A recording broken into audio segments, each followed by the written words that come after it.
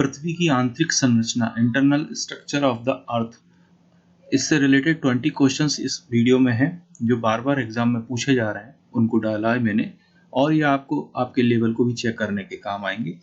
आप इनको सॉल्व कीजिए और लास्ट में मैंने आंसर और हमेशा की तरह ट्रिक दी हुई है, वो आप जरूर देखें पूरा वीडियो, तो आपको निश्चित रूप से नया कुछ मिलेगा। फर्स्ट क्वेश्चन है, पृथ्वी के धरातल पर विभिन्न अक्षांश, अक्षांश मीन्स क्या होते हैं, लेटीट्यूड, पर गुरुत्वाकर्षण बल माने ग्रेविटी कितनी होती है या कितनी समान होती है या असमान होती है, इसके बारे में पूछ रहा है। फर्स्ट क्वेश्चन का ऑप्शन है, एक समान नहीं होती, सभी जगह समान होती है, अधिक होती है, इनमें से कोई नहीं। तो इस तरह से इन्होंने 4 ऑप्शंस दिए हैं। तो पृथ्वी के धरातल पर मतलब पृथ्वी का जो सरफेस है, अर्थ का जो सरफेस है, उस पर विभिन्न जो लेटीट्यूड्स हैं उस पर गुरुत्वाकर्षण बल कितना होता है, ग्रेविटी कितनी होती है, इसके बारे में पूछ रहा है। तो इस क्वेश्चन को सॉल्व करने के लिए मैंने आपको लगभग 20 सेकंड दे दिए हैं। आप देखें इसका आंसर देखते हैं हम लोग। तो इसका आंसर जो है वो फर्स्ट ए है, एक समान नहीं होती, ध्रुवों पर अलग, और जो आपका इक्वेटर या भूमध्य रेखा होती है उस पर अलग होती है। गुरुत्वाकर्षण बल का मान ध्रुवों पर यानी कि पोलर रीजन्स जो होते हैं वहां की बात कर रहा है, और भूमध्य रेखा माने इक्वेटर पर क्या क्या होता है उसके हिसाब से क्वेश्चन है ये। पहला कम या अधिक, अधिक एवं कम, और एक समान और बदलता रहता है। इस प्रकार से इन्होंने ऑप्शन दिए हैं। जो इन्होंने स्पेस दिया हुआ है यहाँ ब्लैंक, उसमें हमको फिल करना है इसमें से कोई। तो इसके आंसर देखिए आप, आंसर इसका बी है करेक्ट, अधिक और कम, मान इधर वाले में अधिक डालना है और इधर वाले में कम वाला ऑप्शन फिल करना है। थर्ड क्वेश्चन है, अधिकेंद्र एपी सेंटर उद्गम केंद्र के ठीक ऊपर कितने डिग्री कोण पर होता है। यहाँ पर डिग्री कोण फिल करना है। तो यहाँ पर लिखा है 30 डिग्री से कम या 45 डिग्री से कम, 60 डिग्री से कम या 90 डिग्री के कोण पर होता है।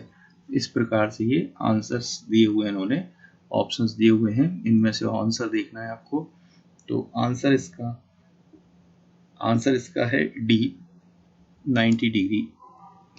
यहाँ पर भी देखिए जो इन्होंने फिगर भी बनाया हुआ है यहाँ पर, तो यहाँ लगभग ये 90 डिग्री का एंगल बन रहा है यहाँ पर। तो ये फोकस है, यहाँ से स्टार्ट होता है भूकंप, और एपी सेंटर है मतलब निकटतम केंद्र जहाँ पृथ्वी का, जहाँ पर सबसे ज्यादा भूकंप का इफेक्ट आता है। नेक्स्ट देखिए, कौन सी तरंगें भूकंप लेखी यानी सीस्मोग्राफ पर अंत में अभिलेखित होती है, मतलब लिख जाती है या प्रिंट हो जाती हैं।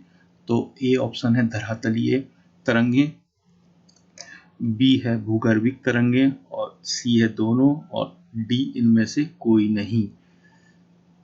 धरातलीय तरंगे सरफेस और लॉन्ग वेव्स भी बोलते हैं इनको, भूगर्भीय तरंगे या इनको शॉर्ट वेव्स भी बोलते हैं, और उपरोक्त सभी यानी दोनों ऊपर वाली दोनों सही हैं, और डी इनमें से कोई नहीं।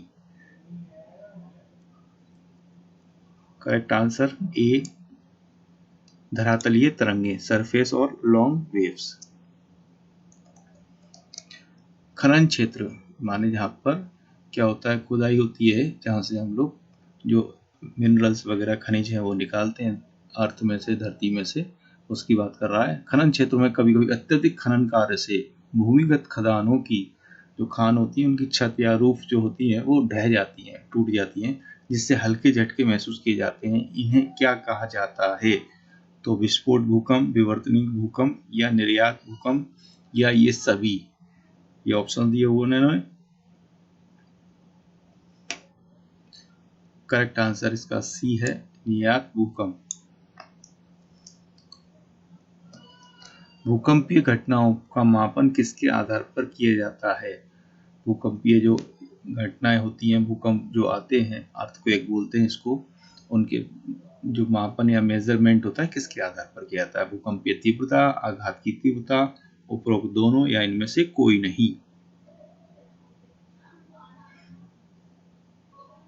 करेक्ट आंसर सी, उपरोक्त दोनों, माने ऊपर वाले भूकंपीय तीव्रता और आघात की तीव्रता, ये दोनों ही करेक्ट मिला के आंसर बनता है इसका। नेक्स्ट देखिए, बड़े बांधों मतलब जो बड़े डैम होते हैं उनकी बात कर रहा है, के निर्माण के कारण आने वाले अर्थक्वेक या भूकंप को क्या कहा जाता है उसकी बात कर रहा है। तो विस्फोट भूकंप, विवर्तनिक भूकंप, न्यात भूकंप और जनित भूकंप।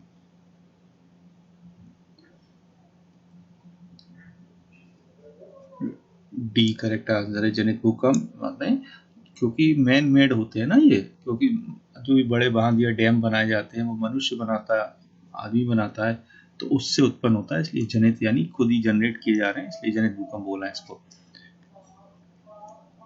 मेंटल के ऊपरी भाग को क्या कहा जाता है? ये पृथ्वी के आंतरिक भागों की बात कर रहा है कि मेंटल के ऊपरी भाग को क्या कहा जाता है?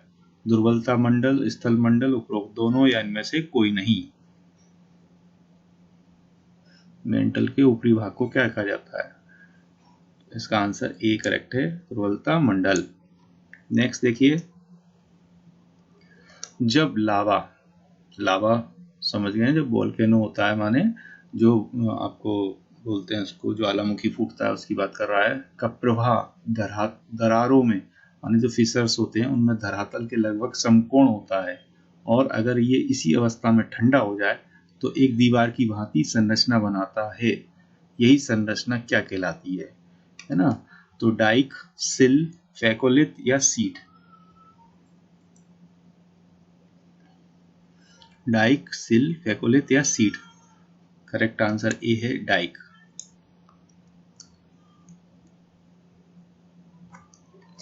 यदि मैग्मा माने जो वोल्केनो या ज्वालामुखी में से निकलने वाले पदार्थ को मैग्मा कहते हैं, मैग्मा का बड़ा पिंड भूपर्पटी में अधिक गहराई पर ठंडा हो जाता है, माने जो ऊपर का क्रस्ट होता है, जो पृथ्वी का ऊपरी परत या लेयर होती है उसको बोलते हैं, पर ठंडा हो जाता है तो गुंबद के आकार में विकसित हो जाता है, और ये अनाच्छादन प्रक्रियाओं के द्वारा ऊपरी पदार्थ के हट जाने पर यही धरातल पर प्रकट होते हैं। ये ग्रेनाइट के बड़े पिंड हैं, इन्हें क्या कहा जाता है? इसी तरह से ग्रेनाइट बनता है, जो हम लोग घरों में यूज करते हैं, ग्रेनाइट पत्थर वगैरह, उसकी बात कर रहा है। इन्हें क्या कहा जाता है? डाइक, बैथोलिथ, फैकोलिथ और सीट। इनमें से कौन सा आंसर करेक्ट है देखिएगा। तो बैथोलिथ बन जाता है ये, ध्यान दीजिएगा। ये गुंबद का आकार, इसकी पहचान है गुंबद का आकार, तो बैथोलिथ होता है, याद रखिए इसको। नेक्स्ट देखिए,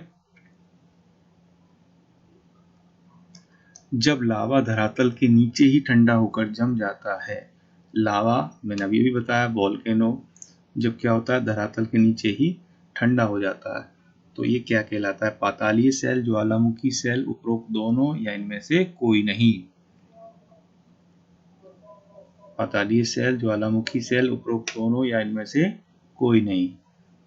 तो ये बोलते हैं इसको पातालीय सेल कहते हैं। नेक्स्ट क्वेश्चन है, कौन से द्वीप के ज्वालामुखी वोल्केनो सील्ड ज्वालामुखी के सबसे अच्छे उदाहरण हैं? लक्षद्वीप, अंडमान निकोबार द्वीप समूह या हवाई द्वीप या सभी? लक्षद्वीप, अंडमान निकोबार द्वीप समूह, हवाई द्वीप या सभी? सी करेक्ट आंसर इसका, हवाई द्वीप, आइलैंड, द्वीप माने आइलैंड। हिमालय पर्वत श्रेणियों के नीचे भूपर्पटी की मोटाई लगभग कितनी किलोमीटर तक है? लगभग 50 किलोमीटर, 60 किलोमीटर, 70, 80। ये ऑप्शन है इसके। करेक्ट आंसर है सी, लगभग 70 किलोमीटर।